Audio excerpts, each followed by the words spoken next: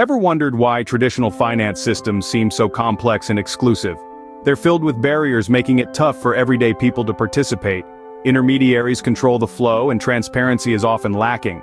But what if there was an alternative that could address these issues? Enter DeFi or Decentralized Finance, a revolutionary concept in the financial world. Picture a financial system that sidesteps traditional banks, offering control and transparency to everyone. Through the power of blockchain technology, DeFi creates this system that's both open and accessible. No gatekeepers, no hidden fees, just you and your finances, interacting in a way that's as transparent as it is revolutionary.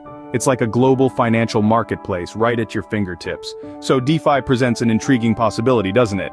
But what makes DeFi or decentralized finance so transformative, and why should we care about it?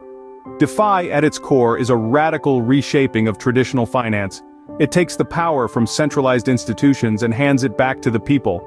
Imagine a world without banks or brokers, where financial transactions happen directly between parties, no middlemen required. This is what DeFi offers. It's about universal access, financial inclusion, and democratization of finance. Whether you're in the bustling city of New York or a remote village in Africa, as long as you have an internet connection, you can participate.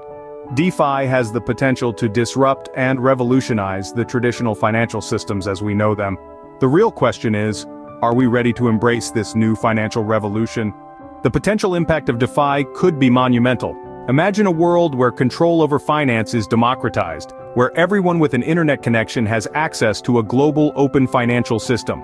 This could be our reality with DeFi. It has the potential to reshape our financial landscape, empowering individuals by leveling the playing field. It could foster financial inclusion, reduce inequality, and create a more equitable system.